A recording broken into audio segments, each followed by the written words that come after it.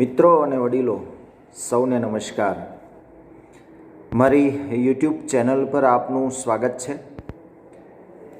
આપણા માટે આજે હું ડૉક્ટર પ્રવીણ દરજી, જેમને 2011નો પદ્મશ્રી પુરસ્કાર મળ્યો છે, એવા સર્જક વિશે થોડી વાતો કરવા આવ્યો છું.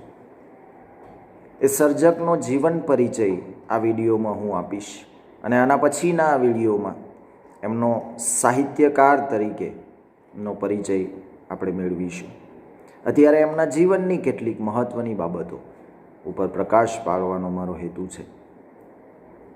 આ સર્જક વિશે વાત કરીએ એ પહેલાં મુખ્યત્વે નિબંધકાર છે, નિબંધ પુરુષ છે, એટલા માટે મારે એમના નિબંધના કેટલાક શબ્દો અહીંયા મૂકવાની ઈચ્છા છે. એ શબ્દો આપ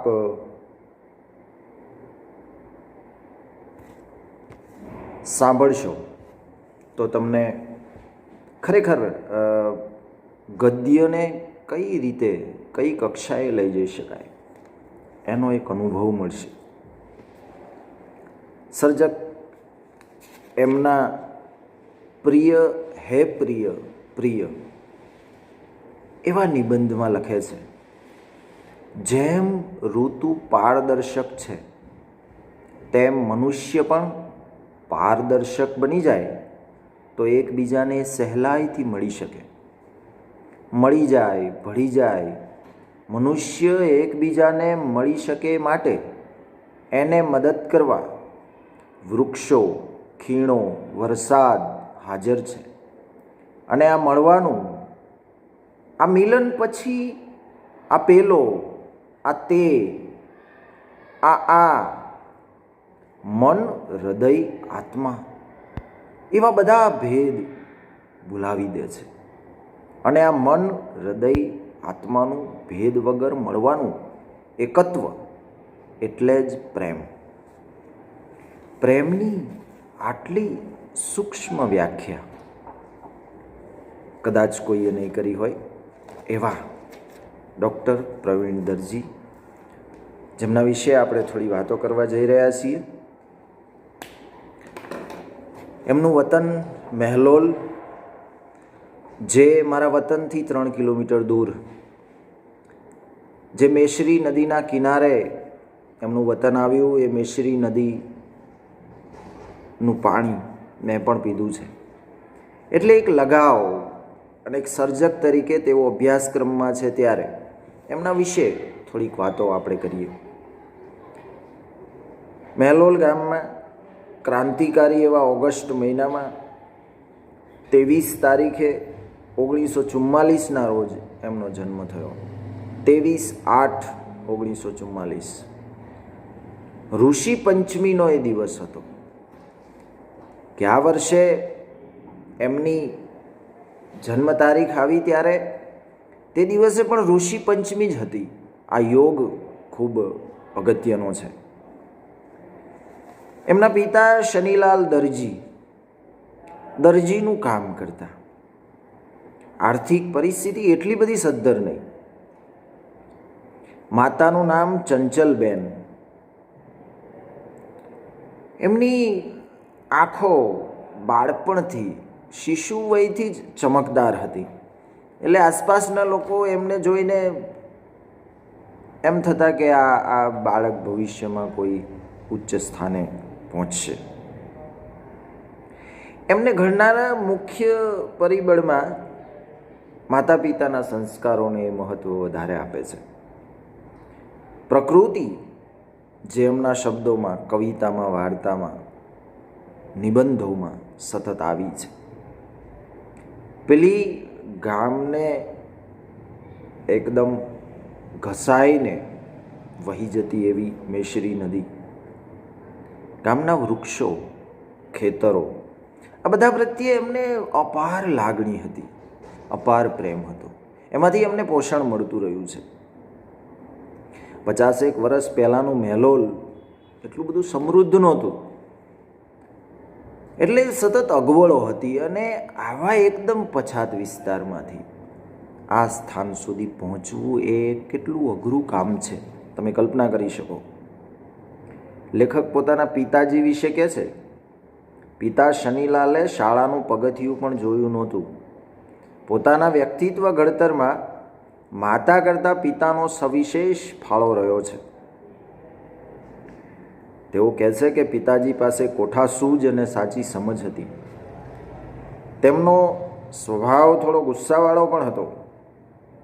અનેકવાર બાળપણમાં પ્રવીણભાઈને શિક્ષાઓ કરી હશે, શારીરિક શિક્ષા પણ કરી, પણ પછી મોટા થઈને એવું પણ સ્વીકારે છે લેખક કે આજે બધું મનમાં એકત્રિત કરું છું ત્યારે લાગે છે કે એમના ગુસ્સા અને માર સામે અઢળક પ્રેમ અને એમની આંતરસૂઝ એ કામ કરતી હતી. લેખકના પિતાજી શનિલાલ દરજી હંમેશા કહેતા પારદર્શક જીવવું જોઈએ, અને એમના નિબંધમાં આપણે હમણાં જ જોયું પારદર્શકતાની વાત. પિતાજી ક્યારેય મંદિરમાં દર્શન કરવા જતા નહીં. મંદિરની કે દર્શનની વાત નીકળે ત્યારે એ કહેતા કે આત્મા એ જ પરમાત્મા.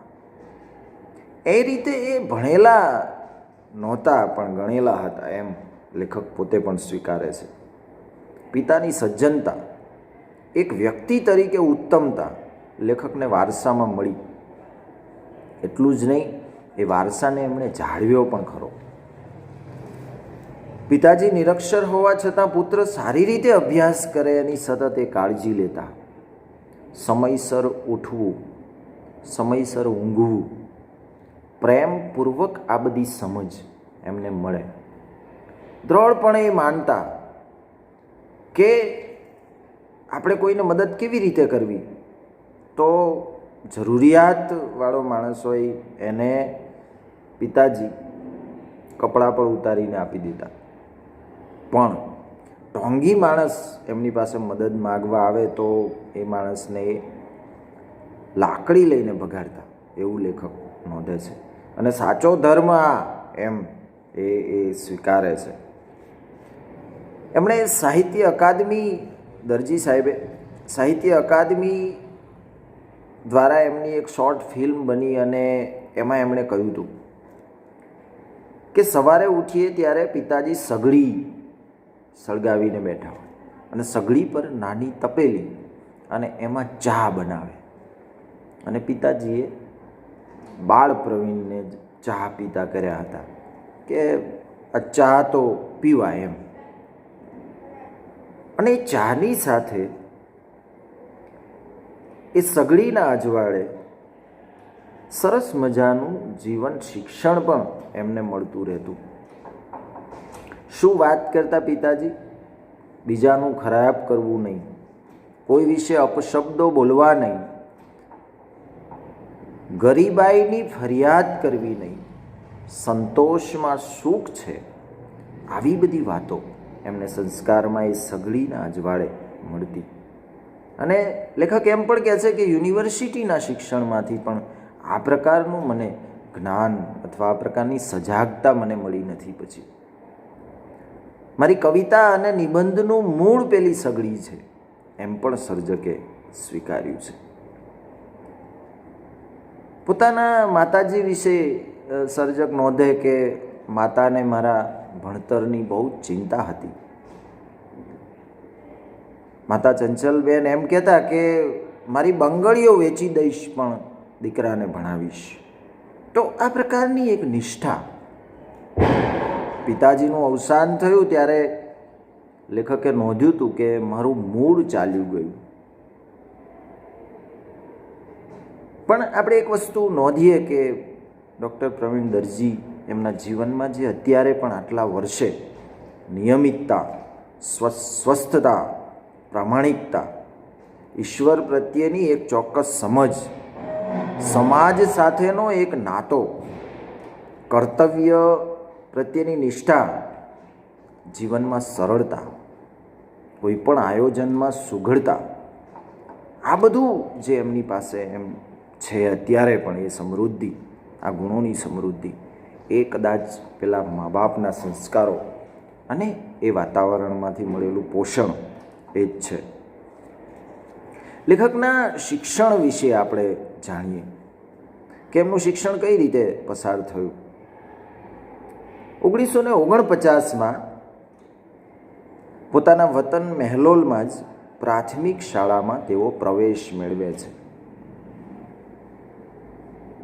ત્યાં સ્કૂલમાં એ 5 મિનિટ વહેલા પહોંચી જતા. તેમના શિક્ષક અંબાલાલ હતા. કડક સ્વભાવના હતા, શિસ્ત અને અનુશાસનના આગ્રહી હતા. આ સિવાય મોતીભાઈ બારિયા, મોહનભાઈ બારિયા અને આચાર્ય શિવશંકર વ્યાસ, આ બધા શિક્ષકો ગુરુજનો હતા. લક્ષ્મીશંકર મહેતા નામના એક શિક્ષક એ સાહિત્યના શોખીન હતા, વાંચતા. ઘરનું ગોપીચંદ ઘસીને આખી શાળામાં સરસ સૂત્રો લખતા. આ વસ્તુ એમણે સર્જકે નોંધી છે. સરસ વાતાવરણ એમણે શાળાનું બનાવેલું. મેલોલમાં એક વાવ છે, તો એ વાવમાંથી, વાવ અને શાળા થોડા દૂર છે, તો એ વાવમાંથી ડોલે ડોલે પાણી ભરી અને પેલા વૃક્ષોને પાણી પીવડાવવાનું, સરસ મજાનો બગીચો શાળામાં તૈયાર કરવાનો, આ પ્રકારની તાલીમ તેમના શિક્ષકો એમને આપતા. તત્વમસી તે તું છે, આ વૃક્ષને પાણી પીવડાવતા પીવડાવતા કદાચ આ પ્રકારની એક જાગૃતિ સર્જકમાં આવી છે.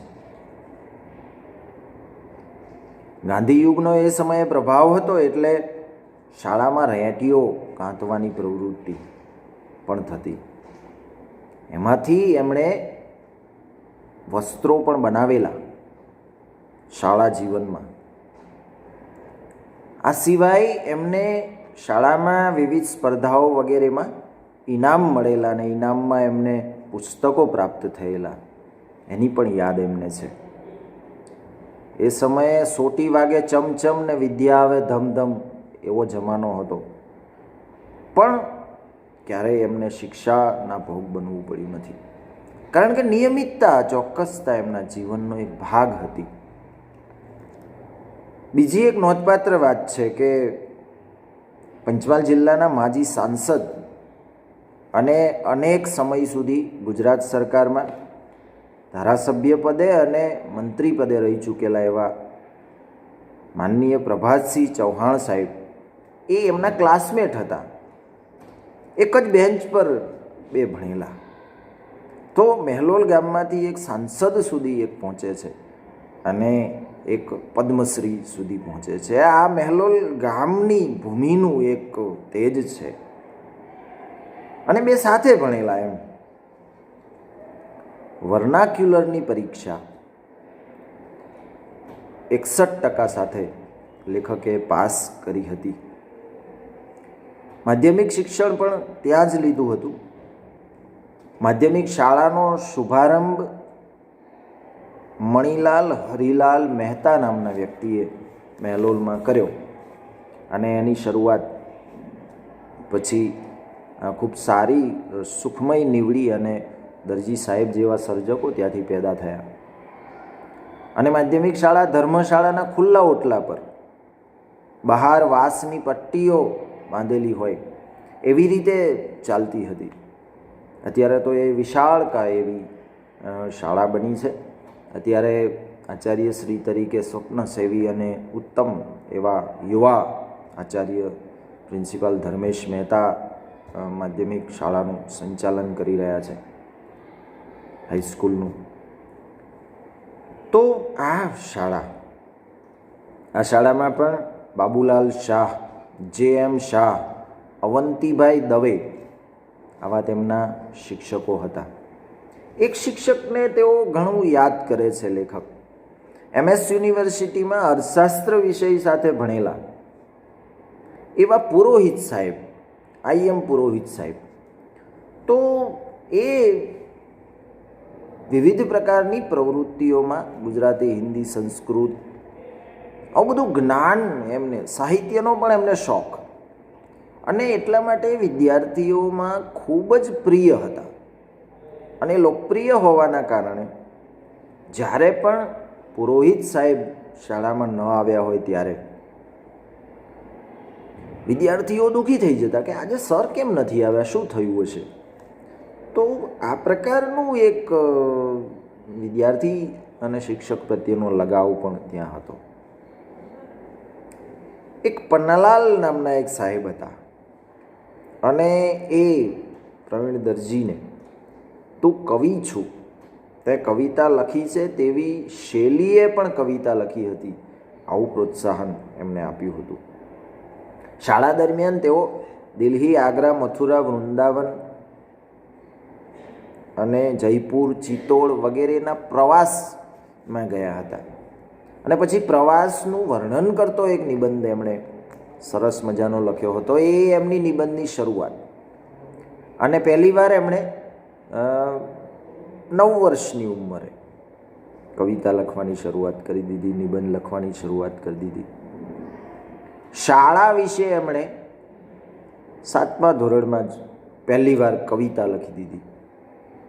તેઓ ઉદય નામના હસ્તલિખિત મેગેઝિન શાળામાં ચલાવતા હતા. એમાં એમણે પ્રવાસ વર્ણન લખ્યું હતું. 10મા ધોરણમાં તેઓ ગામથી 8 કિલોમીટર દૂર વેજલપુર ભણવા ગયા. વચ્ચે 2 નદીઓ આવે, એક તો ગામની મેસરી અને બીજી જીતપુરા ગામ જતાં જે નદી આવે છે. થોડો સમય માટે વેજલપુરમાં રૂમ રાખીને રહેવાનું પણ કર્યું, પણ એ કંઈ બહુ મજા આવી નહીં. એટલે ડાયાભાઈ દલવાડીની એક જૂની સાયકલ તેમણે 170 રૂપિયામાં લીધી અને પછી અપડાઉન શરૂ કર્યું. રોજ સાયકલને બરાબર સાફ કરતા.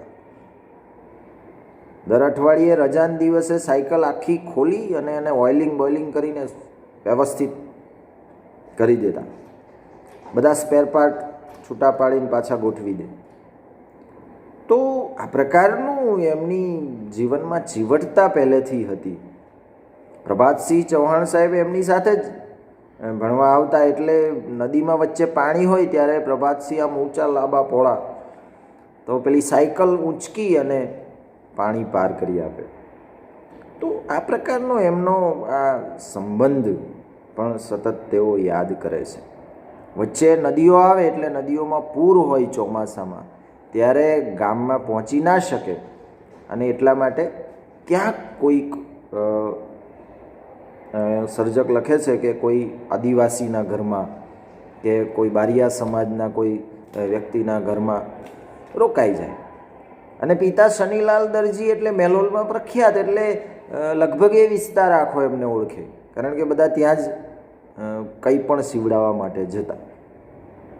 ખુદ મારા દાદા પણ એમ સ્મરણો કહેતા કે શનિલાલ દરજીને ત્યાં અમે કપડાં સીવડાવવા જતા, અને સંચાની બાજુમાં એમનો છોકરો પ્રવીણ નામનો ત્યાં બેઠો ચોપડીમાં મોઢું ગાલેલું હોય, આપણી સામે ના જોવે, એમ કે ચોપડીમાં મોઢું ગાલેલું હોય ને વાંચતો હોય.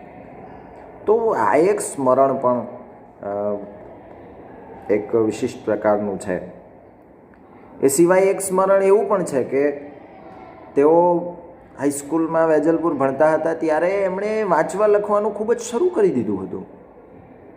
હાઈસ્કૂલમાં હતા એ સમયે એમના જે મેડી હતી ત્યાં એ વાંચતા હતા રાત્રે, અને બાજુના રૂમમાં કોઈ શિક્ષકો કોઈ સંસ્કૃત શ્લોક વિશે ચર્ચા કરી રહ્યા હતા. તો એ ચર્ચા કરી રહ્યા હતા, એના પ્રત્યે ધ્યાન ગયું એમનું, અને સવારે પછી પેલો જે મૂળ શ્લોક હતો એ મૂળ શ્લોક દરજી સાહેબે એમને કહ્યો કે આ શ્લોક આમ નહીં આમ છે, અને એનો અર્થ આ થાય.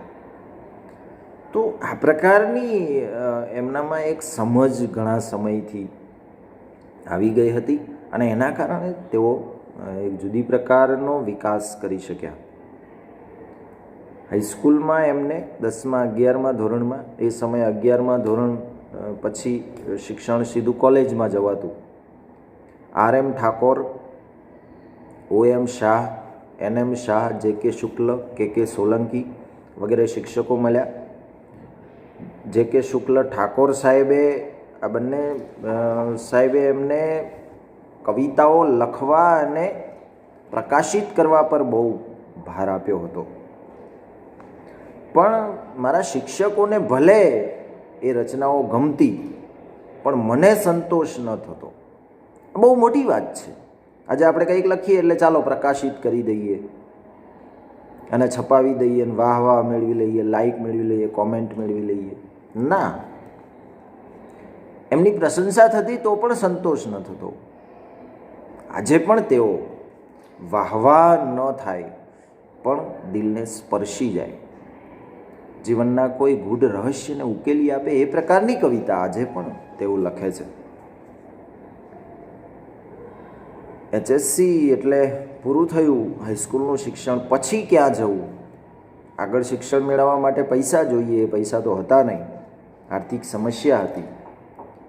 એટલે ગમે એમ કરીને તેઓ આર્ટ્સ કોલેજ ગોધરાની અંદર પ્રવેશ મેળવે છે. મુખ્ય ગુજરાતી વિષય રાખે છે અને તેઓ 5 કલાક અપડાઉન કરીને, 2 નદીઓ ઓળંગીને અને 3 કિલોમીટર વચ્ચે ચાલીને કોલેજનું શિક્ષણ મેળવે છે. જુઓ, કોલેજ શિક્ષણ મેળવવું કેટલું કપરું હતું એ સમયે. તો છતાં એમણે છોડ્યું નથી અને સંઘર્ષમાં આગળ વધ્યા છે. કોલેજમાં ગયા પછી હોશિયાર વિદ્યાર્થી તરીકે એમની છાપ તરત જ, કારણ કે વાંચતા લખતા હતા. અધ્યાપકને કેવું હોય કે એક હોશિયાર વિદ્યાર્થી મળે અને વિદ્યાર્થી એને એમ લાગે કે આ વિદ્યાર્થી કંઈક મારું નામ રોશન કરશે, તો લેખક કહે છે કે નંદ ઘેર આનંદ ભર્યો, એવી સ્થિતિ ઊભી થાય. એટલે સર્જક નોંધે છે કે હું અધ્યાપકોમાં પ્રિય થઈ ગયો હતો. નાનાલાલના ચિત્ર દર્શનો વિશે એમણે એકવાર આસ્વાદ લખ્યો તો ડૉક્ટર લવકુમાર દેસાઈ ખૂબ પ્રભાવિત થયા અને એમની ઉત્તર વહી બીજા વર્ગોમાં પણ વાંચી સંભળાવી અને એમ કહ્યું કે કેટલા બધા કોટેશન, કેટલા બધા સંદર્ભો લઈને આણે આ કવિતાની વાત કરી છે. તો એવું અધ્યાપક કે લવકુમાર દેસાઈ સાહેબ એટલે હોશિયાર અને વિદ્વાન અધ્યાપક, એમણે એવું સ્વીકાર્યું કે આણે જેટલા સંદર્ભો અંદર ટાંક્યા છે એટલા સંદર્ભો મેં પણ નથી ટાંક્યા અથવા મેં પણ વાંચ્યા નથી. તો આ પ્રકારની એક નિષ્ઠા ભણવા પ્રત્યેની. લવકુમાર સાહેબે એમને પુસ્તકાલયમાંથી વધુમાં વધુ પુસ્તકો મળે એવી વ્યવસ્થા કરી આપે છે. 75% સાથે BA પાસ કરે છે. એ સમયે 75% લાવવા એ ખૂબ કપરી બાબત હતી. તનમની શંકર શુક્લ, પ્રિયકાંત પરીખ, લવકુમાર દેસાઈ, આ બધા અધ્યાપકો એમને સતત ચાહતા અને સતત એમને સાથ સહકાર આપતા આગળ જાય એવા પ્રયાસો કરતા. તનમની શંકર સાહેબે એમને મોડાસા કોલેજમાં દાખલ કરાવ્યા. જુનિયર પૂરું કરી અને ત્યાં મોડાસા કોલેજમાં દાખલ થયા અને મોડાસા કોલેજમાં રહેવા જમવાની બધી વ્યવસ્થા સાહેબે કરી આપી. સાહેબ પર એ આર્થિક બોજ નાખવા માગતા નહોતા એટલે પિતાજીને સમજાવીને થોડા પૈસા પણ લાવ્યા. એક રૂમ રાખ્યો, ટિફિન મંગાવીને કરકસરથી 3 મિત્રો ભેગા થઈ અને ભણતા. 1965માં એ યુનિવર્સિટી ફર્સ્ટ આવ્યા, ગોલ્ડ મેડલ મળ્યો. 14મી જૂને રિઝલ્ટ મળે અને 15મી જૂને તેઓ પ્રોફેસર બની જાય. આ પ્રકારની એક તેમની નિષ્ઠા અને તેઓ કઈ રીતે કઈ સ્પીડે આગળ વધ્યા છે.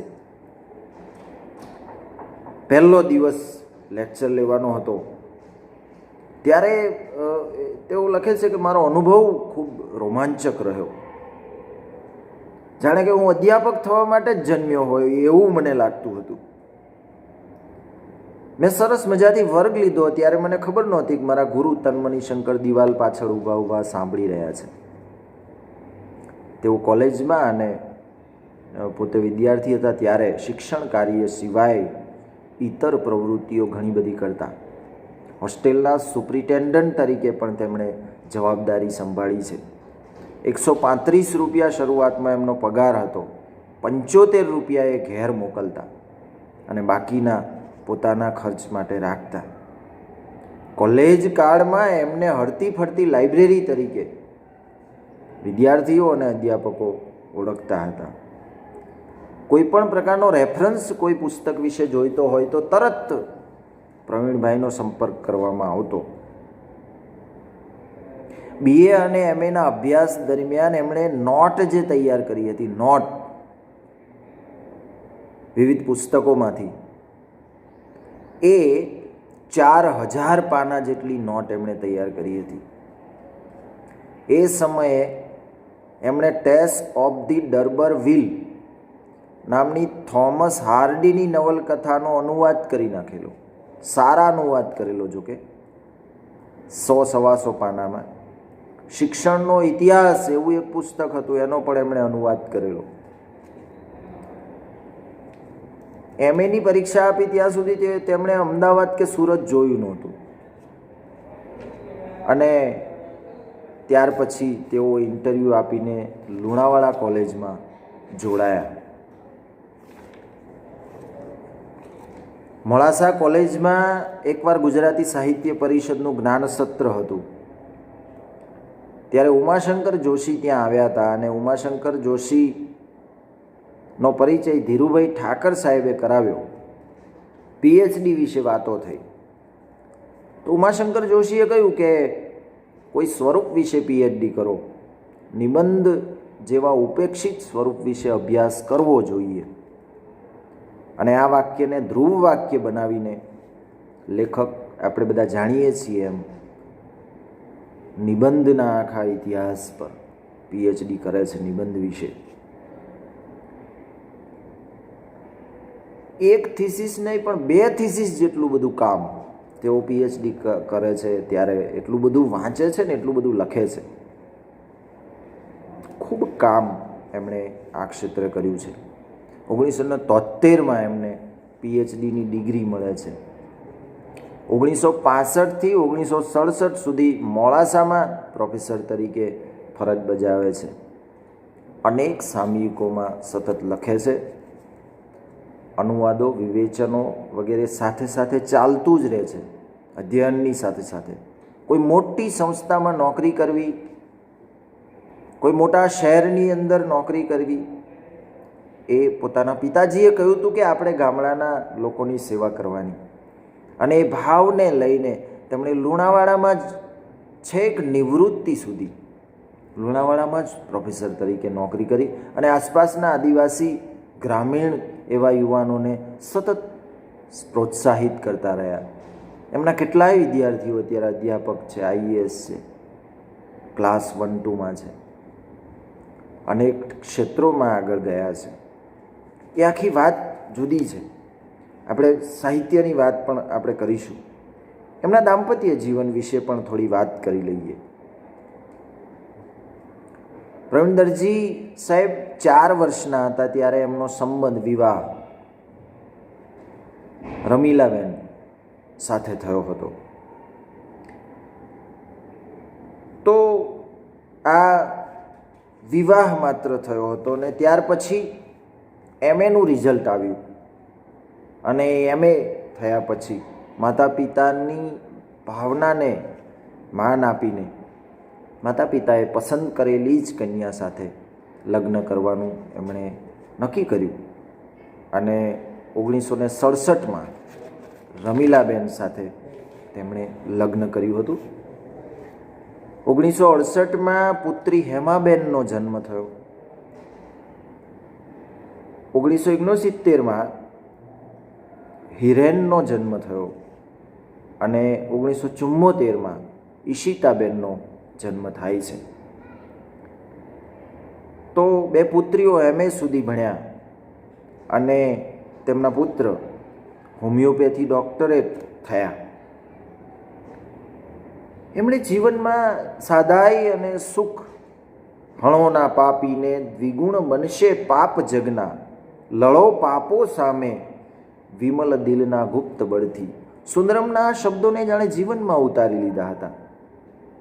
ઉમાશંકર જોશી વિશાળે જગ વિસ્તારે નથી એક જ માનવી, પશુ છે, પંખી છે, વનોની છે, વનસ્પતિ. આ ભાવને પણ એમણે પોતાના જીવનમાં કેળવ્યો છે. એમણે એકવાર કોઈએ પ્રશ્ન પૂછેલો કે કેવી પત્ની હોવી જોઈએ, ત્યારે પ્રવીણભાઈએ સરસ જવાબ આપ્યો હતો. કેવી જોઈએ અને કેવી ના જોઈએ તેના ગણિત મારી પાસે નથી, પણ તમે બધા મારા ઘેર આવ્યા હો, સૂર્ય તપતો હોય, બપોરે હું કહું કે ફાનસ સળગાવી લાવ અને પત્ની ફાનસ સળગાવી અને લાવે, કોઈ પ્રશ્ન પણ ન કરે, એવી પત્ની હોય તો મને ગમે. લેખક એમ પણ કહે છે કે આપણને અંધ થઈને અનુસરે એવી નહીં, પણ આપણી પૂરક બનતા બનતા આપણામય બની જાય અને આપણે એનામય બની જઈએ, એ ભાવ હોવો જોઈએ. આ પ્રકારની દાંપત્ય જીવન પ્રત્યેની પણ એમની સમજ જુદી હતી. લેખક એમ કહે છે કે મારી પોતાની એક જમાનામાં ખૂબ કુટેવો હતી. રાત્રે 2 વાગ્યા સુધી હું વાંચું, થર્મોસમાં ચા ભરીને પત્ની આપી જાય, 2 સંતાનોને અમે ઊંઘાડી દઈએ, રાત્રે ઉઠાડીને હું કહું કે ગરમ ગરમ ગોટા બનાવી લાવો, તો તરત ગરમ ગરમ ગોટા બનાવી લાવે, અમે ખાઈએ, પછી એ સૂઈ જાય અને હું વાંચતો જ હોઉં. આ પ્રકારનું એમનું મધુર એવું દાંપત્ય જીવન આજે પણ છે. તેમની શિશુ અવસ્થામાં તેમણે મેશ્રી નદીના જળમાં ખૂબ રમતો કરી છે. 17-18 વર્ષ જે જીવન ગામમાં જીવ્યા, ત્યાંના ખેતરો, નીલકંઠ મહાદેવનું મંદિર, ભાથીજીનું દેરું, દૂર દેખાતો પાવાગઢ ડુંગર, વૃક્ષો, નેળિયા, પેલી વાવ, ચોરો, આ બધા વિશે સતત તેઓ લખતા રહ્યા છે. એ બધાનું પોષણ એમને મળતું રહ્યું છે. સ્કૂલો એ તેઓ લખે છે કે સ્કૂલેથી નીકળીએ એટલે તળાવ, તળાવના કાંઠે આવેલા વૃક્ષો અને એની આખી ખેતર માળ, આ બધું નાનપણથી જ એક અસ્તિત્વનો ભાગ બનતો જાય, એ બધું ગૂંથાઈ ગયું હતું. મારું વતન અને મારી સૃષ્ટિ, હું જ્યાં જન્મ્યો છું એ ધૂળમાં મારું બાળપણ દટાયેલું છે. તેમણે પોતાના વતન વિશે શું કહ્યું છે? એક સરસ શબ્દ નોળવેલ વાપર્યો છે. દિવસે ક્યારેક કામના ભારણમાં થોડોક નવરો પડું તો મને એમ થાય કે મેલો લાટો મારી આવું અને ફરીથી હું ફ્રેશ થઈ જાઉં. વતન એ મારી નોળવેલ છે. નોળીઓ સાપ સામે લડતા લડતા થાકી જાય ત્યારે પેલો નોળવેલ સૂંઘી આવે એટલે તરત પાછો સ્વસ્થ થઈ જાય. તો આ પ્રકારનું એમનું બાળપણ જીવ્યા છે અને એ બાળપણ આપણે નિબંધોમાં સતત જોઈએ છીએ. એમને સર્જક તરીકે આ વતને જ એમને ઘડ્યા છે એમ તેઓ કહે છે. મારી સંવેદનશીલતા એ ગ્રામ્ય પરિવેશ અને આખો ગ્રામ સંસ્કૃતિનો પરિવેશ એ એની પાછળ જવાબદાર છે એમ કહે છે. હું જ્યારે શબ્દ લખવા બેસું ત્યારે ગામ જ યાદ આવે અને ગામના વૃક્ષો, સીમની યાદ આવે, નદી યાદ આવે. અનેક સંસ્મરણો મારા રહ્યા છે જે વૃક્ષો સાથે, ખેતર સાથે, તળાવ સાથે, વનસ્પતિ સાથે, પશુ પંખીઓ સાથે, જે પંખીની સૃષ્ટિ સાથે અઢળક સંવેદનો જોડાયેલા છે. તો આ પ્રકારે તેઓને અહીંયાથી પોષણ મળ્યું. આ સિવાય ઉમાશંકર જોશી, સુંદરમ, જ્યોતિન્દ્ર દવે, ભોગીલાલ સાંડેસરા, ભોળાભાઈ પટેલ, રઘુવીર ચૌધરી, ચીનુ મોદી, બકુલ ત્રિપાઠી, વિનોદ ભટ્ટ, સુમન શાહ, ચંદ્રકાંત શેઠ, ધીરુ પરીખ, રમણલાલ જોશી, ગુલાબદાસ બ્રોકર, નરેશ વેદ, બળવંત જાની, કુમારપાળ દેસાઈ, નીતિન વડગામા, આ બધાની સાથેની મિત્રતા, બૌદ્ધિક ગોષ્ઠી એ એમને આ સર્જક તરીકે ઘડે છે. એ સ્કૂલમાં ભણતા ત્યારથી એક પ્રકારની એમનામાં જાગૃતિ આવી છે. મેઘદૂત અષાઢ માસ આવે એટલે એ વાંચે જ. એમને બંગાળી ભાષાનું પણ જ્ઞાન છે, મરાઠી ભાષાનું પણ જ્ઞાન છે. એમણે અનુવાદો પણ કેટલા બધા કર્યા છે. ગુજરાતી, અંગ્રેજી અને સંસ્કૃત ભાષાના અધ્યયનો કર્યા છે. અભિજ્ઞાન શાકુંતલ, ઉત્તર રામચરિત, ઉપનિષદ એ સતત વાંચતા રહ્યા છે. ફ્રેન્ચ અને જર્મન સાહિત્યકારોને પણ એમણે ખૂબ વાંચ્યા છે. બોદલેર આખો તેઓ કોલેજ કાળમાં વાંચી ગયેલા. રિલ્કે, માલારમે, સાર્ત્ર, કામુ, કાફકા, નિત્સે આ બધાને વાંચીને બેઠા છે. હરબંસની કવિતાની વાત ગુજરાતીમાં પહેલીવાર લાવનાર ડૉક્ટર પ્રવીણ દરજી છે. તો આ પ્રકારનું અંગ્રેજી અને સંસ્કૃત આપણી પરંપરાનું અને ભારતીય સાહિત્ય બધા જ પોષણો એમને મળ્યા છે. અધ્યાપનની સાથે સાથે એમણે કેટલી સામાજિક સેવાકીય પ્રવૃત્તિ કરી છે. તેમણે કોલમો લખી છે. કોલમો દ્વારા તેઓ સમાજ જાગૃતિનું કામ કર્યું છે. તેઓ કોલેજથી ઘેર જઈ અને ફળિયાના વિદ્યાર્થીઓ કે સ્કૂલમાં ભણતા વિદ્યાર્થીઓ તો એ વિદ્યાર્થીઓ સાથે પણ ચર્ચાઓ કરતા રહ્યા છે. સાહિત્યકારો, નવોદિત સર્જકો સાથે એ ચર્ચાઓ કરતા રહ્યા છે. કોલેજમાં સુપ્રિન્ટેન્ડન્ટ તરીકે તેમણે કામ કર્યું. રોટરી ક્લબમાં 1974થી જોડાયા. 26-27 વર્ષ સુધી એમણે ખૂબ કામ કર્યું અને રોટરી ક્લબને બહુ જ આગળ લઈ ગયા. ગવર્નર તરીકે તેઓએ સેવાઓ આપી. યુનિવર્સિટી ગ્રંથ નિર્માણ બોર્ડમાં ચેરમેન તરીકે તેઓએ જે કામ કર્યું એમાં એમણે અઢળક પુસ્તકો લેખકો પાસે લખાવ્યા, પબ્લિશ કર્યા અને ઉત્તમ સાહિત્યનું એક રેફરન્સનું કામ તેમણે કર્યું.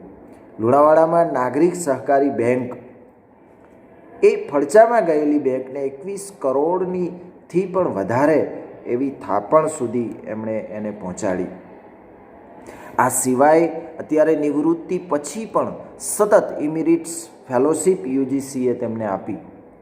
તેમને 2011માં પદ્મશ્રી આપ્યો. પદ્મશ્રી લઈને તેઓ બેઠા નથી, સતત કામ કરે છે. યુવા સર્જકોને સતત પ્રોત્સાહિત કરે, એમની કવિતાઓ, એમની વાર્તાઓ વાંચે, એની ભૂલ કડક પરીક્ષણો કરે, એમની ભૂલો સુધારે. મહીસાગરનો શબ્દનું હમણાં સંપાદન થયું ત્યારે અમારા એ માર્ગદર્શક હતા. કેટલા લેખકોને આટલી વ્યસ્તતાઓ વચ્ચે પ્રસ્તાવનાઓ લખી આપે પ્રેમથી.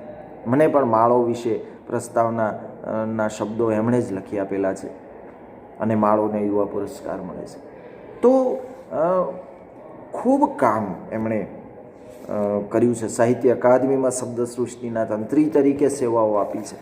અનેક સાહિત્યની સંસ્થાઓ સાથે તેઓ જોડાયેલા છે અને સામાજિક સેવાઓ, સામાજિક કાર્યક્રમો, શિક્ષણની સંસ્થાઓ, એ સિવાયની બીજી વિવિધ પ્રકારની સંસ્થાઓ, એના કોઈ પણ સમારંભમાં તેમને સમય હોય તો અચૂક પહોંચી જાય અને ત્યાં જઈ અને સંસ્થાઓને કોઈ સલાહ સૂચન કરવાનું હોય તો એ પણ કરે. મહેલોલની હાઈસ્કૂલના સંચાલનમાં પણ એમણે ઘણો બધો ફાળો આપ્યો છે. તો અત્યારે ડૉક્ટર પ્રવીણ દરજી આ પ્રકારનું વિશિષ્ટ પ્રકારનું જીવન જીવીને એક ઋષિ કવિ તરીકે તેઓ જીવી રહ્યા છે. તેઓ હંમેશા સ્વસ્થ રહે, હજુ પણ સતત કામ કરતા રહે, એવી એક ઈશ્વર પ્રાર્થના, એવી એક શુભેચ્છાઓ આ સર્જકને આપણે સૌએ આપવી જોઈએ. 150થી વધારે પુસ્તકો એમના હાથે લખાયા છે. બીજા વિડીયોમાં ચોક્કસ હું એ તમામ પુસ્તકોમાંથી થોડોક એમનો સાહિત્યિક પરિચય આપવાનો પ્રયત્ન કરીશ. અત્યારે આપણે એમનો જીવન પરિચય મેળવ્યો છે તો અહીંયા આપણે અટકીએ છીએ. એમને મળેલા પુરસ્કારો અને એમને મળેલી સિદ્ધિઓ અને સાહિત્ય વિશે આવતા વિડીયોમાં વાત કરીશું. આ વિડીયોને શેર કરજો, લાઈક કરજો અને વિદ્યાર્થીઓ અને સાહિત્યના અભ્યાસુઓ સુધી પહોંચાડશો એવી એક અપેક્ષા સાથે વિરમું છું. તમે પૂરેપૂરો સાંભળ્યો એ બદલ આભાર. Thank you.